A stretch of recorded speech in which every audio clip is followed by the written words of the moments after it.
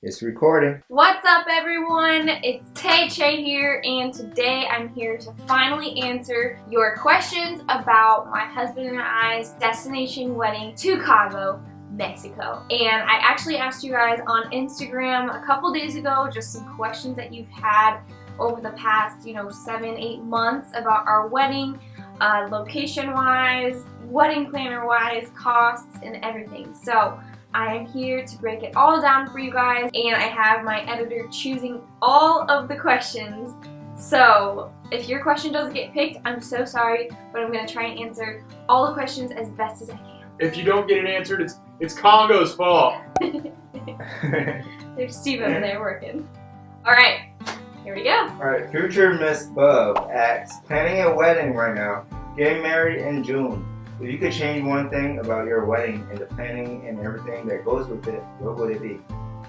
Okay, so I did not have a wedding planner or a wedding coordinator or anything. It was just me and my mom, and we did literally everything. So Steve and I got engaged, and we were planning on getting married about 10 months after that, I believe. So we didn't have too much time to plan. I planned a wedding in Carmel, Indiana, where we live, up until about a month before the wedding was supposed to actually start, or actually be. And I decided to change my location to Cabo. And from there, I had about a month to plan. So I would actually say for you to plan out months in advance if you can. And if you are someone who's really terrible at planning and who doesn't really if you're like more type A, I feel like I'm a little bit more type B on some things. So my wedding, I was very relaxed and I wasn't. So it has to be this way, this way, this way. So if you're someone who is like that, I would definitely hire a coordinator. But for someone that is just more like relaxed about it, like I was, you could definitely do something like this on your own. So if I could change anything, I would say obviously change the fact that I was planning a wedding not a month before the wedding, but maybe just a few months before that. So Christy asks, how much more expensive was your destination wedding compared to your originally planned wedding? Alright, so our destination wedding is going to surprise you guys on the cost. When we were planning on doing it in the place we live, which is Carmel, Indiana, the cost there was going to be about 25 grand total. And when we looked at the destination weddings, we actually couldn't even believe our eyes. So we went to Pueblo Bonito, and that's in Cabo. Beautiful, beautiful resort. Like some of the best food, the rooms were beautiful. I mean, it was just top of the line, like just beautiful. And the cost with that was only about 5 grand for the entire wedding day package. So I got a wedding planner for that location. I got all of the decorations. I got the food menu. I got the cake. I got the ceremony, the reception, everything for that price. And I'm pretty sure there was like one more tier up that was about 7 grand, but for us, I believe we paid a little bit around 5 grand. And then in terms of everything else, we had to obviously pay for my immediate family, so we went on Expedia and paid for tickets and room, like hotel stay, in a bundle. So we basically paid for our immediate family, and that was it. So the cost of the wedding and then our immediate family, it probably went up to about 10 to 12 grand. And then we had our friends pay their way to our wedding, our bridesmaids and our groom. Erica Noble asks, what made you choose Pueblito Yeah. Bonita over other resorts in Cabo? So we had researched Cabo, all of the resorts, so hard, like every single day for 2 weeks, all day long. So I really got to know every single hotel, the ins and outs. A website, obviously you guys probably know, is TripAdvisor. You can see the photos on there, the real life photos, rather than the photos that the hotel puts up.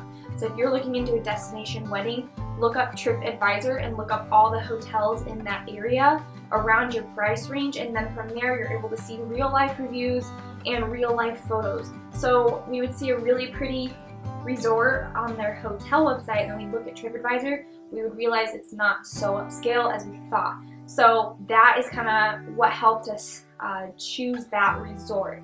And when we got there, it was better than what we thought, which normally doesn't happen. So it was just an incredible experience, and we just kept going back to Pueblo Bonito, just from the reviews and then the photos from like the actual visitors that stayed there. And the price was good too. Emma G. Fit asks, did you have to pay for your photographer and videographer's hotel, flights, and services?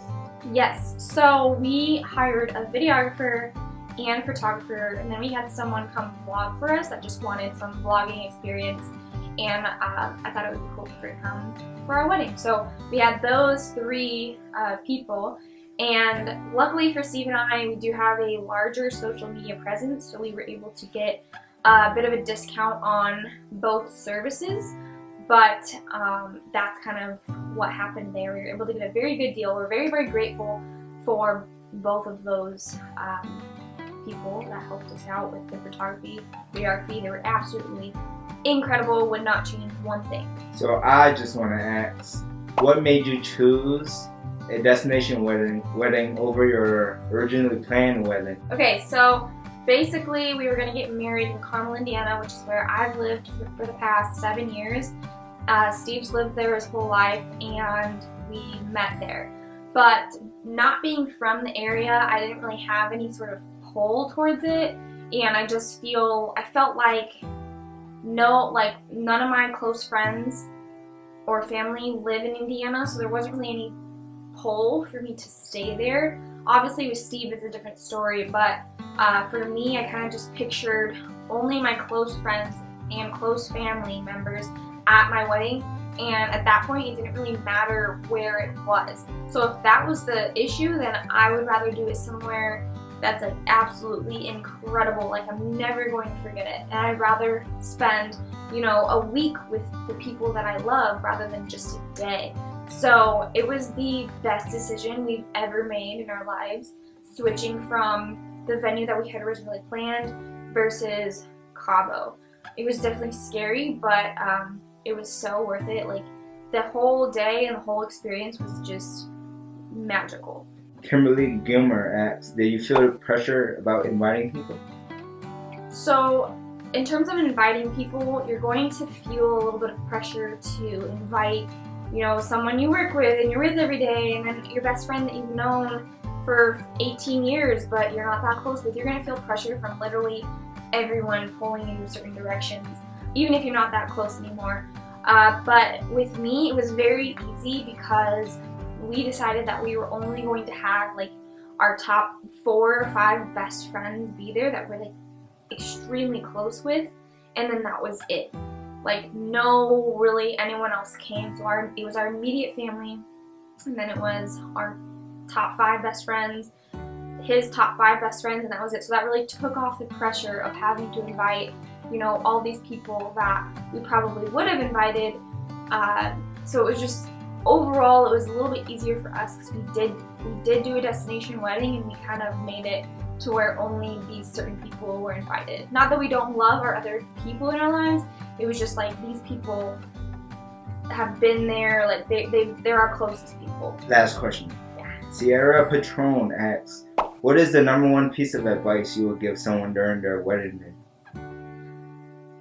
I have to think about that one. If I had to say one thing, make sure you sit back and enjoy it, because it goes by very quickly, and just relax in the moment and enjoy it. Don't let anything stress you out. Just if anything goes wrong, let it go in one ear and out the other. I don't know if that's the right way to say it, but just let it slide by, and don't let anything ruin your day, because it's going to be the best day ever, and it's going to go by very fast. Yes, I would agree with that.